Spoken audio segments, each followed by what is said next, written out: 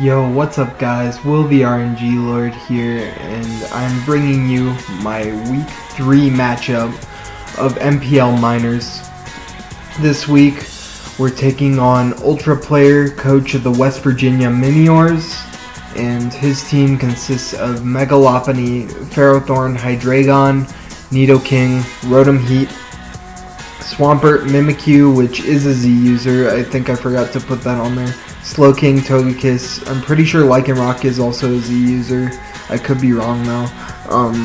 Hitmonchan and Castform. Whereas my team is Mega Charizard X, Tapu Fini, Mamoswine, Roserade, Registeel, Mesprit, Lycanroc, Dusk with Z capabilities, Tornadus with Z capabilities, Umbreon, Galvantula, and Mismagius. So, right off the bat, this is a terrible matchup for us, and Ultra Player was one of the undefeated teams after Week 2, so this is already going to be really challenging for us. So, before we get into the game, I want to shout out the people who helped me build this week, being The Bird, Gypsy King, Nada, Blitz, and Lazy Ghost.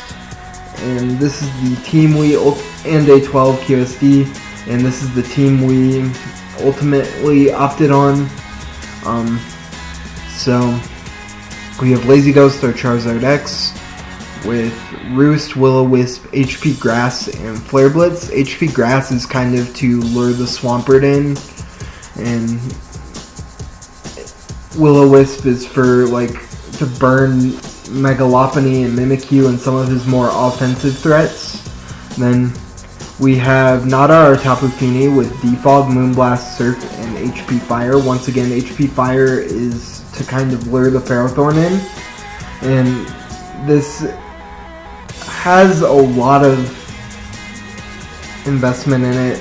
This was to make sure I lived a hit from a Nidoking. Yeah, to make sure I lived the Sludge Wave after Kabia Berry, and so I could just hit it hard with the Surf afterwards. Then we have Bird, our Roserade, with Dazzling Gleam, Leaf Storm, HP Fire, and Sludge Bomb. This is just probably my best breaker in this matchup, with Dazzling Gleam to hit things like Hydreigon, and then Hidden Power Fire to hit the Ferrothorn, and Leaf Storm and Sludge Bomb hit his team for neutral a lot of the time. And then we have Gypsy, our Mesprit, with Stealth Rock, Toxic, Psychic, and U-Turn. So this is just pretty straightforward. I want to status things. Mesprit is my best way to take physical hits on this team. The Rocky Helmet will chip the Lopunny. And then we have A12 QSD, our Tornadus, with Sleep Talk, Bulk Up, Acrobatics, and Rest with the Chesto Berry. So the reason why, so you'll notice this thing doesn't really have any speed investment, and that will get outsped by a Rotom. But the reason for this set was the no speed investment thing was more or less because I wanted to take hits from Rotom, and I just noticed right now that I'm the wrong nature, and that probably could have screwed me over in the game. But I was Sleep Talk, Bulk Up, Acrobatics, and Rest. With Sleep Talk, basically my whole moveset had priority except Acrobatics, so if I was able to pull that off, then Torn would have had a very good matchup and could have easily let me clean in the late game. And then we have Blitz, our Mamoswine, with Icicle Spear. This is to break disguises on Mimikyu as well as get some damage off on it. Earthquake, Stone Edge, and Superpower. Stone Edge is to hit the Rotom Heat super effectively. Alright, so let's get into the battle. So you're gonna see here, I'm going to lead off with my Mesprit as he leads Lopunny, which is what I assumed he would lead. So, I'm just going to take this opportunity. I didn't think he'd stay in because it was kind of obvious for me, at least, that this was my Megalopony check. And unfortunately, he does stay in and he just goes for a substitute. I thought Psychic was fairly obvious there, but I'm going to go out into my Torn, but then I'm going to go right back into my Mesprit after clicking U-turn on turn 1. And as you see here, he's going to take some Rocky Helmet damage. And I am going to let this thing weaken my Mesprit, but Mesprit's purpose in this game was just to make sure that I got to chip the Lopunny well enough. So that's all Mesprit was supposed to do. It got Lopunny into range to where Zard can finish it off later. And so now I go out into my Mamoswine here, and so here I was kind of debating whether I should make the safe play in Earthquake, which would hit Swampert, Ferrothorn, and Mimikyu upon switching. But at the same time, I also was kind of thinking, you know what, I should probably just click Stone Edge here on the incoming Rotom. And he did go into Rotom, but I Earthquaked because I wanted to make the safer play at this point in the game. So now I go out into my Tapu Fini as he's just going to get a free Volt Switch off, which is very unfortunate. But I am going to go out into my Charizard here because he does Leech Seed me. And so here is kind of the big point of the game. Here I'm gonna just stay regular Charizard, and I'm gonna HP Grass the incoming Swampert, and that does 47%. But with Leech Seed, he goes back up to 58. And so I'm thinking here now, if I just Mega Evolve, my special attack raises slightly, and so once I Mega Evolve, the HP Grass will just take him out here. So that is in fact what I do. So down goes the Swampert, and Swampert was his only really defensive check to my team, so that was really nice getting rid of. Here, he is going to get some free Leech Seed and some free damage off of me because I just go for Flare Blitz to break his sub, but I am going to live a return because I am fairly bulky, and I'm just going to take him out with Flare Blitz here. I do live, but at this point, I don't want Mimikyu to get a free setup, so I am just going to stay in and click Flare Blitz and let my Zard go down here because I did not want Mimikyu to set up for free against me. And so here I'm just going to click Icicle Spear because it will shatter a Disguise or sub if he wants to go for it. But as you see, he's just going to let his Rotom take a bit of damage, and because he's leftovers, that can be problematic for me.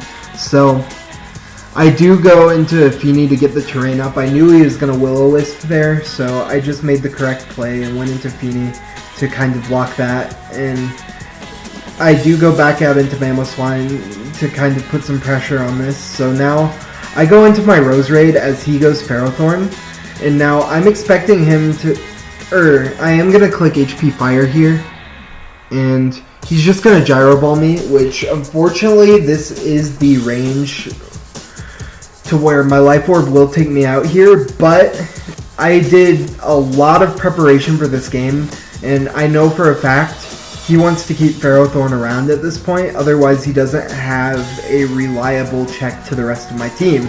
So I'm just going to click Sludge Bomb, and we get the Togekiss, and that is so good for me because this Togekiss was in fact Choice Scarf. He told me after the game, and that actually just beat my team, so it was worth losing my Roserade, but I was able to catch the Togekiss on the switch-in, so that play kind of changed the course of how this game was going for me. Sorry about that. We'll get back to the turn that we were just at. So now it's this turn, so Togekiss will go down because he did share his sets with me after the game. Togekiss was actually a set that beat whatever I had left, so I'm so glad I got rid of that. And so here I'm just going to make the obvious prediction, and I did expect him to switch because I didn't think Rotom would really be doing anything to me, but he has Foul Play.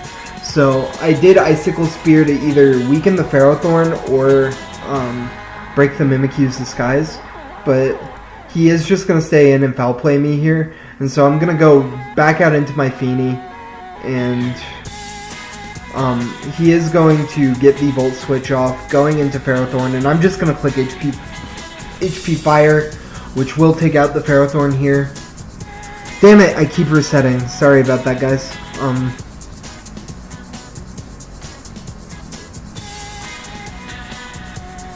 So now, after Ferrothorn is taken out, we go Mimikyu versus Feeny, and I'm just gonna Moonblast to break the disguise, and he's just gonna keep setting up in front of me, and so I'm just gonna Moonblast again and let Feeny go down here. So now it's Mamoswine and Torn versus Rotom and Mimikyu, and he does unfortunately get a roll. Otherwise it would have killed and he would have won the game there. But I am just gonna live on one and go for the Icicle Spear, and that will in fact take the Mimikyu out.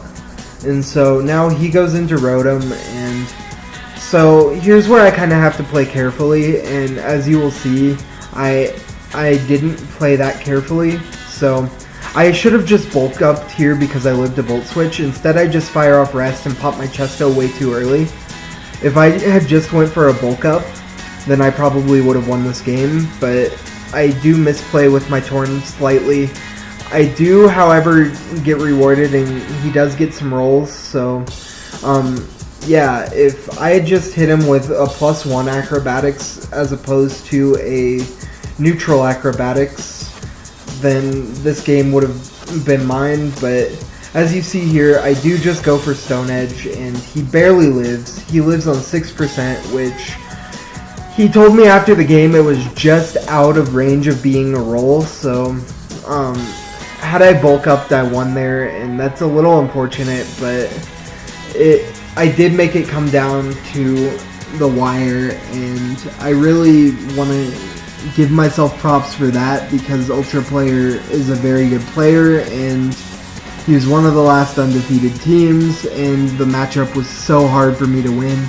So I honestly think I played that really well, and I can't really say much else. Like, I knew I lost this game going into it. I lost like every single mock I did for it, but I feel like I played better in the actual game than I did in the mocks, and yeah, so I think overall I was just a little underprepared for Rotom, and that's something, like, this game is just something to look back on next time, what I can do better. And yeah, so that was our week 3 game. Next week we are playing Mega Oshawott and the Indiana Hyperspacers, and there's a Tapu Lele on that team, so I'm not too excited about that. But yeah, I will talk to you guys next time.